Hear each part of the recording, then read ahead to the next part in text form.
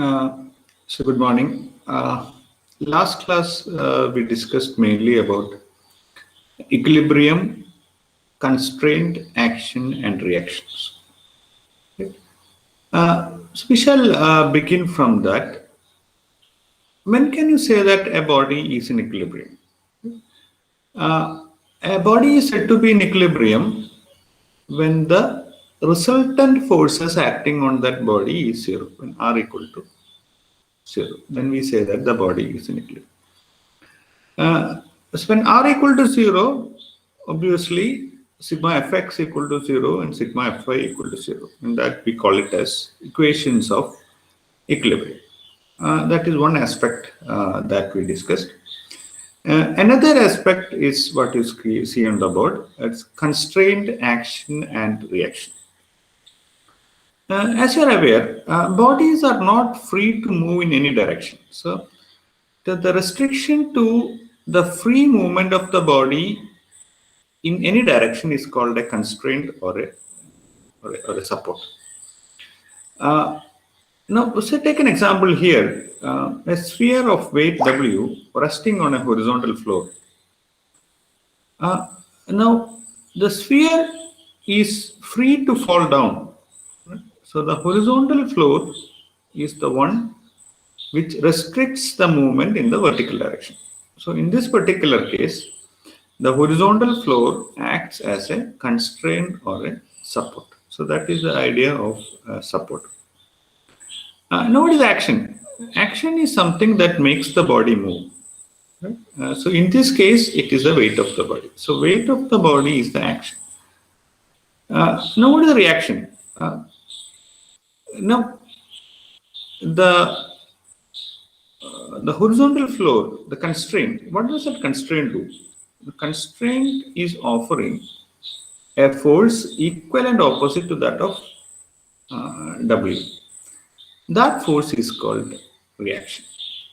So the action and reaction together brings the body into equilibrium. So this is what we discussed last class.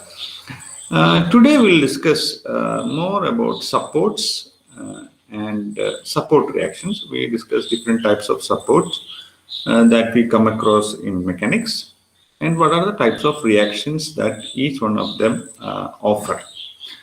Now here, basically we are going to discuss five different types of support: the frictionless support, a roller support, a knife edge support, a hinge support, and a cantilever support. These are the five types of supports that we're going to discuss today. And what all are the reactions offered by these supports? Let's take one by one. Take a frictionless support. So here again, we'll take the same example: a sphere of weight W resting on a horizontal floor.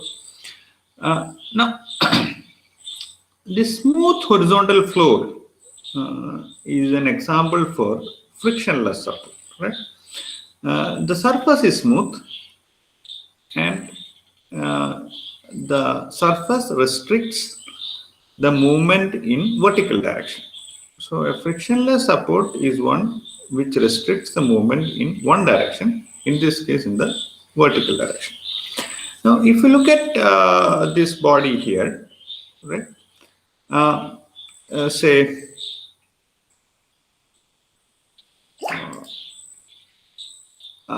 I've drawn the same one here, the sphere.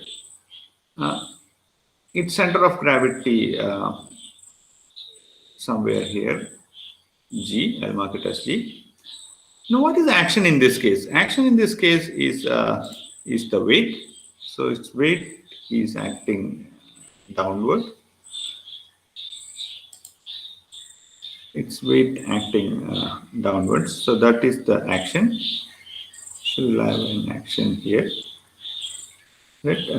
Which in our case is the weight. Now, what this supports is, suppose offers a reaction in the opposite direction, right? So if you draw a straight line here, The support is going to offer a reaction vertically upward, equal and opposite to the weight. Right? Now, since the surface is smooth or frictionless, we can also ensure that there is only a point contact. So this sphere is going to touch the plane only at one point, say A. So the surface is going to offer a reaction at this point A, which is given by Ra. So this type of support is called a frictionless support. The frictionless support restricts the movement in only one direction, and also it ensures a point contact. Next type of support is a roller support.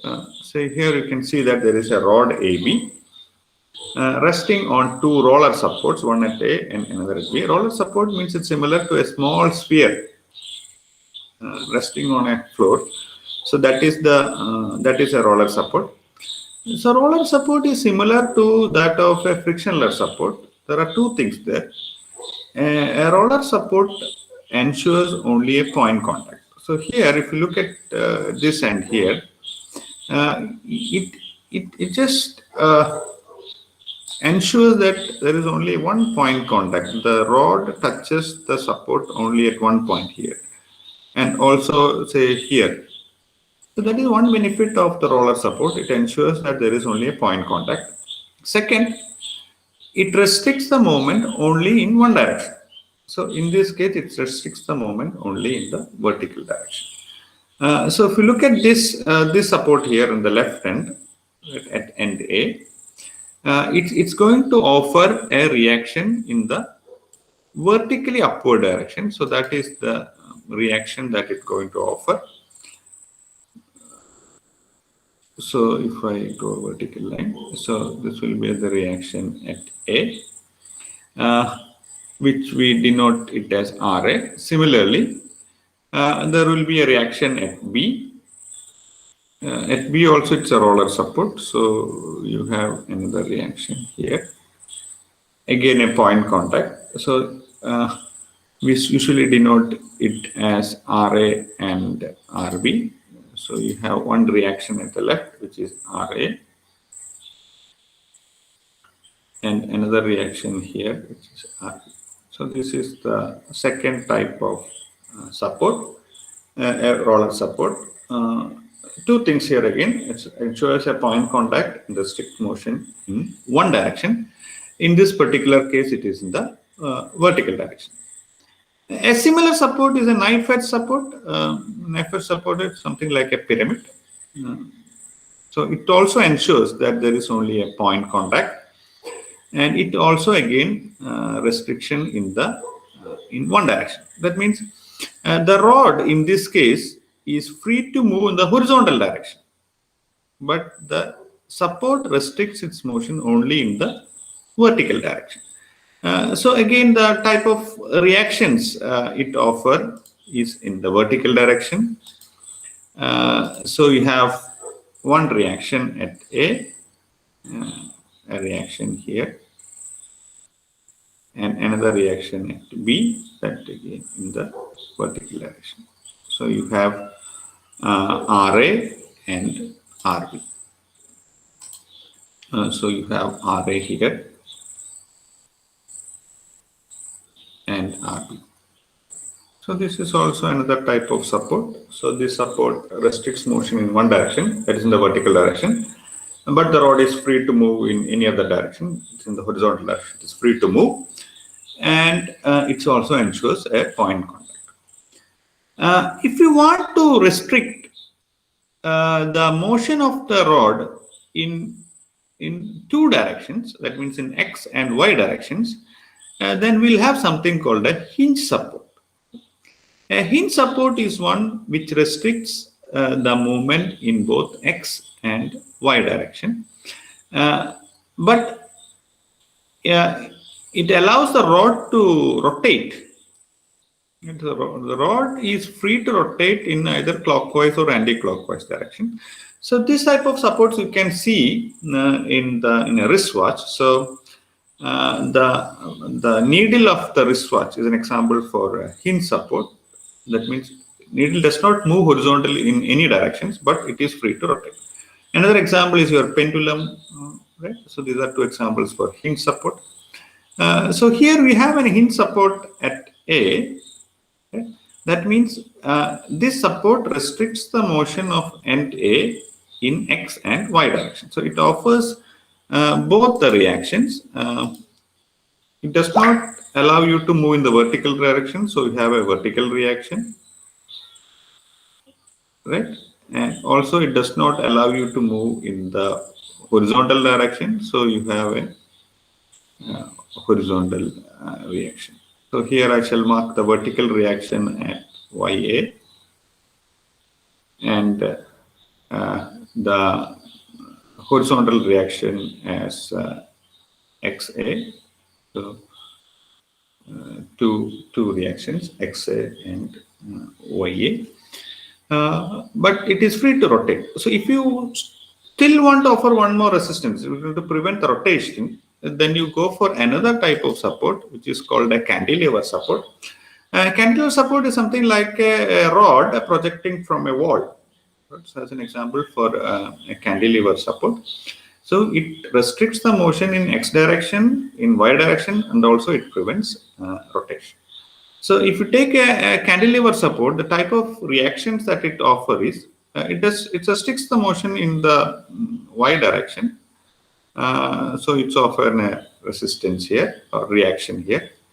Again, it restricts the motion in X direction. So it also offers a reaction here. Okay. So you have a reaction in the Y direction. I'll put it as YA. And also a reaction in the X direction, I'll put it as XA.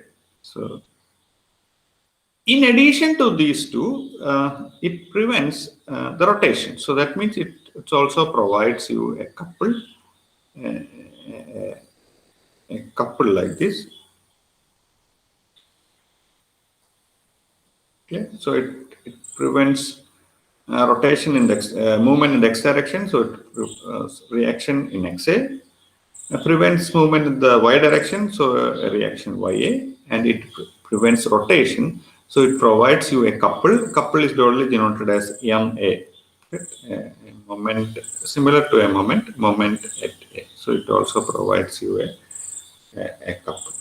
So these are the five different types of reaction supports and support reaction that we will come across during this course. So there are also other types of supports and support reactions offered, but let's limit ourselves to these five within the scope of our syllabus. Right? Once you learn these supports and support reactions, the next concept that is important is a free body diagram. What exactly is a free body diagram? When you want to investigate the equilibrium of a body, then it's very important that you remove all the supports and replace it by its reactions. Then only we can analyze the equilibrium of a body. Such a figure where all the constraints are removed and they are all replaced by its reactions is called a free body diagram. It's a very important concept. So you can have a definition here. A free body diagram is a schematic diagram in which the body under consideration is freed from all contact surfaces, that means constraints, and in which all forces means it can be both action and reaction. So both action and reaction are represented by vectors is called a free body diagram. To illustrate this, I'll take the same example. Say a sphere of weight W resting on a horizontal floor. Now we look at this sphere. What is the action in this case? Right? Action in this case is the weight W. If you look at the center of gravity, suppose the center of gravity is somewhere here, right? You have the weight acting downwards, so that is the action. It's vertically downwards, so you have the weight acting downwards. I'll draw it vertically down. So you have weight W, so many Newton. So that is what we call it as action. Now, what does the surface do? Since the surface is smooth, it ensures that there is only a point contact. So it have got a contact at point A. Right? The surface does is surface offers a reaction at A opposite to W. So it will offer a reaction in the vertically upward direction, like this. So that is the reaction.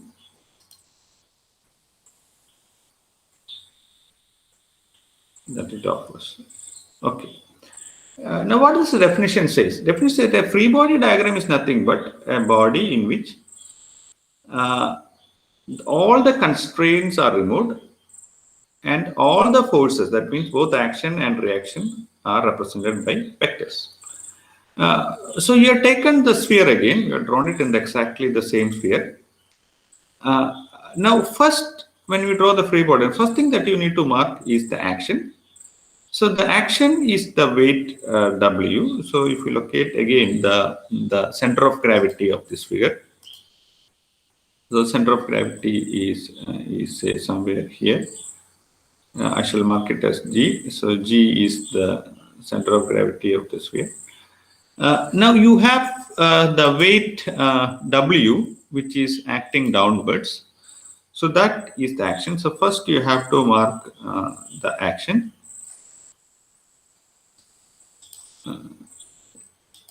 So you have the weight W acting downwards. Weight W. Now, this is the first step. As a second step, you replace the support by its reaction. Now, the support in this case is a horizontal floor. So, replace that by R. So that you have it's a point contact here. No? So, you have a point here. So, it's a point A here. There you represent the reaction, which is acting upward.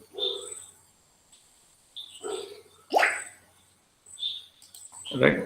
So this is RA.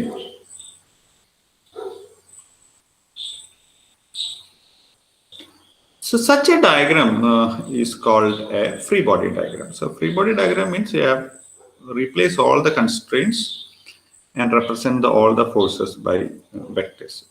So this is an important concept, and you should keep this idea in your mind. We'll frequently come across this concept in our mechanics class. To get this idea more clear, let's straight away go to a problem. So you have taken a problem where there is a sphere of weight 100 Newton tied to a smooth wall by a string as shown in the figure.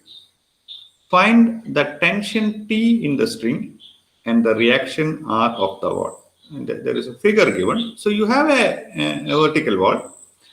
And to that vertical wall, you have tied a sphere or a ball of weight 100 Newton with the help of a string. You are asked to find the tension in the string and the reaction R offered by the wall. Now, to solve this problem, the first thing that you need to do is draw the free body diagram of the sphere. So I have taken that figure again. So our aim is to draw the free body diagram. I'll put it as FBD. That is the abbreviation of free body diagram. So free body diagram of the sphere. So that is our aim. We are going to draw that free body diagram of the sphere. So first we analyze what all are the forces acting on this sphere. So if you look at the sphere, say you have or to begin with, a free body diagram means you have to start with the sphere first. So I have taken a sphere. So you need to have a circle first. From where can I get a circle?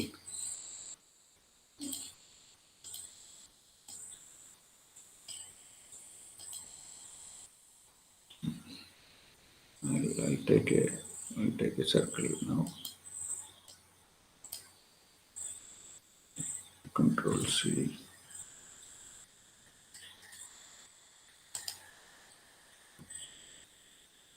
So I draw a figure. I draw a sphere first.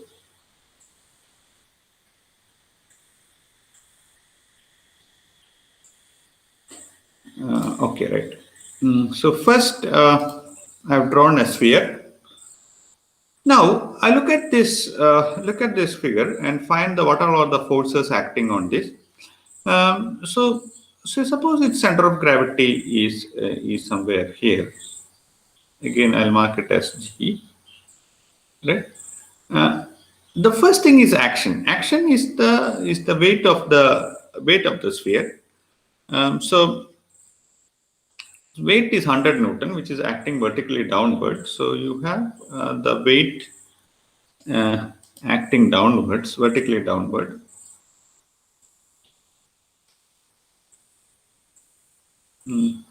Which is 100 Newton.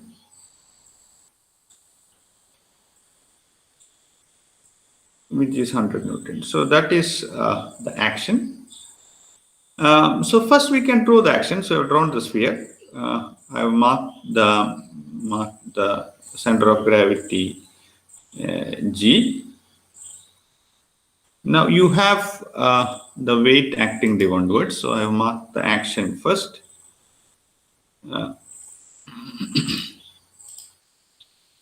Weight acting downwards, which is 100 Newton. So that I have marked first.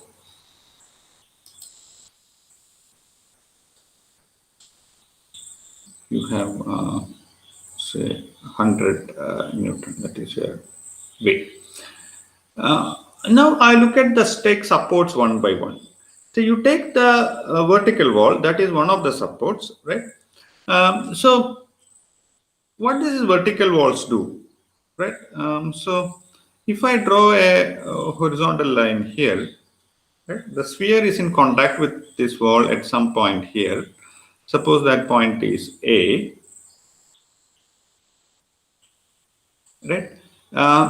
This wall is going to offer a reaction which is perpendicular to that, or it is going to prevent the ball from moving horizontally. So the reaction offered by the wall is in the vertical direction. You have a reaction here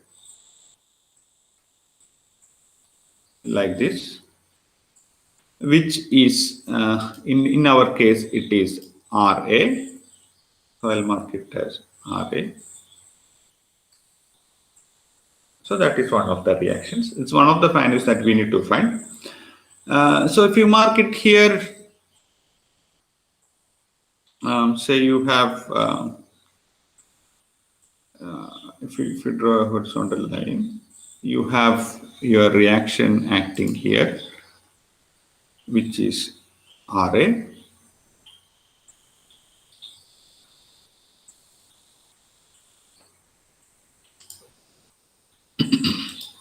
So you have RA here.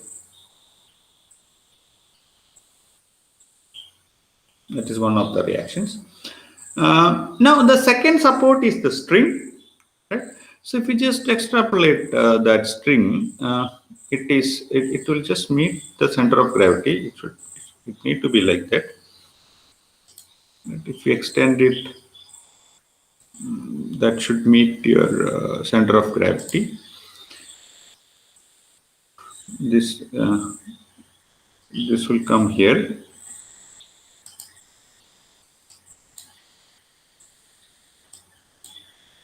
Fine.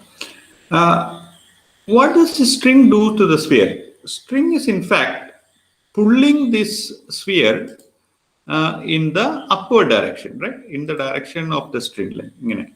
It is pulling this string like this. This reaction offered by the string is called tension. Take it that sense. Tension, don't take it as some internal force. Tension means the support reaction offered by the string. So what does the string do? String is pulling it in the upward direction. So T is the reaction offered by the string, which we call it as tension.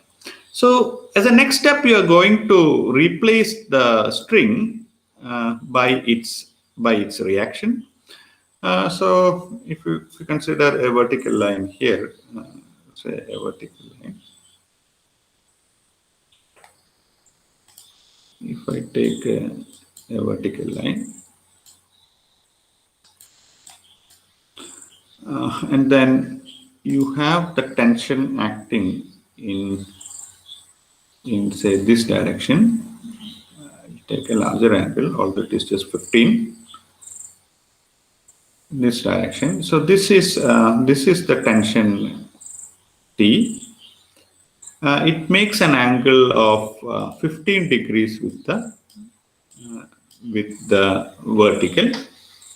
So this angle will be 15 degrees. So this angle here is say 15 degrees. So that is also there. So such a diagram is called free body diagram of the sphere. So that is the first thing that you need to do: draw or construct the free body diagram of the sphere.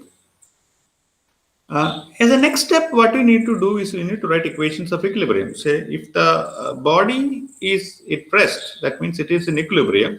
So obviously sigma fx equal to 0 and sigma fy equal to 0. So next step is to write these two equations, solve these two equations and find values for Ra and T. Right? You can straight away write equations of equilibrium looking at your free body diagram. But as a first step, I should just represent the forces alone. That I think will be more easy for you. So what I'm trying to do is I'm just representing all these forces in an XY coordinate system. So suppose this is your y-axis, and I take a horizontal line. So this is your x-axis. So I take just take a small length here. Okay. So this I take it as your x direction, and this is your positive y direction. And this point origin is your center of gravity, right? I'm going to represent all the forces with respect to center of gravity. And if you look at the forces, you have 100 Newton acting vertically downward. So if I put an arrow here, so you have a 100 Newton acting here vertically downward. That is one of the forces. And now we have two reactions. One reaction is Ra, which is horizontal. So instead of applying it here, I apply a G. That means we are going to apply your principle of transmissibility of a force, right? So you have, say, a force here, which is Ra.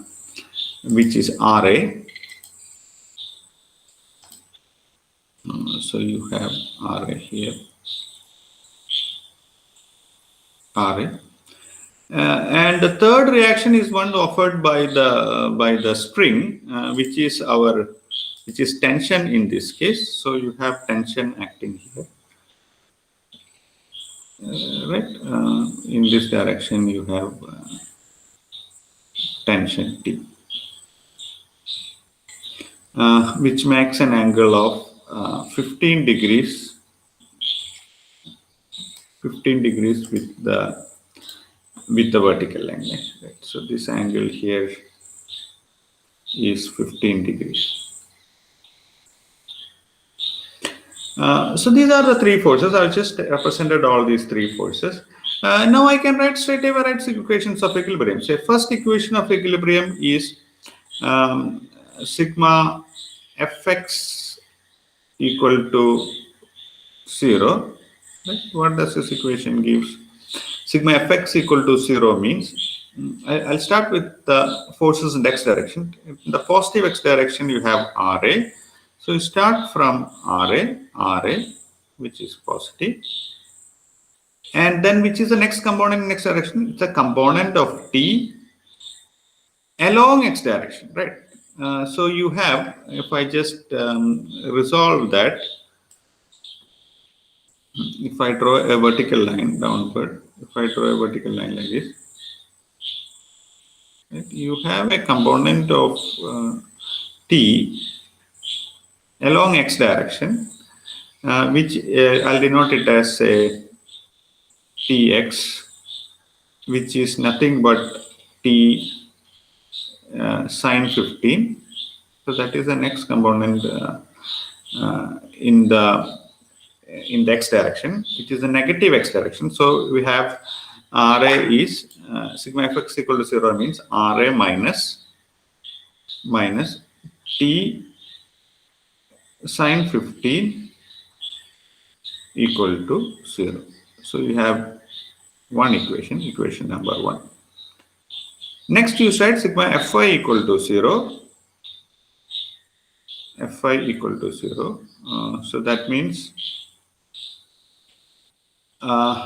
in the vertical, take the positive y direction, right? In the positive y direction, you have the component of T. Right? If I draw, construct a parallelogram here, like this. So you have one component here, which is nothing but Ty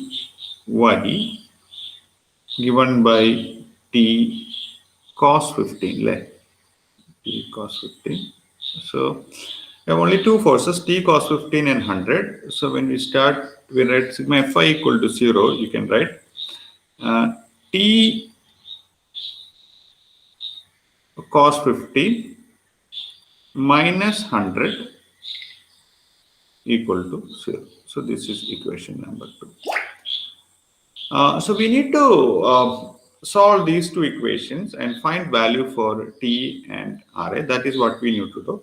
So again, if you look at these two equations, start from equation number 2. So from, I'll put like from say equation 2, you can write that T is given by 100 by cos 15, 100 by cos 15. So we get a value like 103.53 Newton. So that is a value for T. This is one of the answers. Now you need to find Ra. For that, you substitute this value for T in equation 1. So what we need to do is substitute the value of T in equation 1. What do you get? You get Ra. So Ra is given by, you take the other thing to the right hand side, is T sine 15, or we'll get it as is equal to 103.53 into sine 15. So you get the answer as how much? 26.8 or 26.79 Newton. 26.79 Newton. So this is how you do it. First, you should draw the free body diagram of the sphere. Represent the the forces alone. And then you write equations of equilibrium and solve for the values for T and R. So I hope you understood this problem. It's quite simple. It's important that you know all this concept very clearly. Next class we'll continue with, we'll take another example and then we'll solve it again, and by that time this concept will be very clear to you. Okay, so I'll just stop here. Thank you.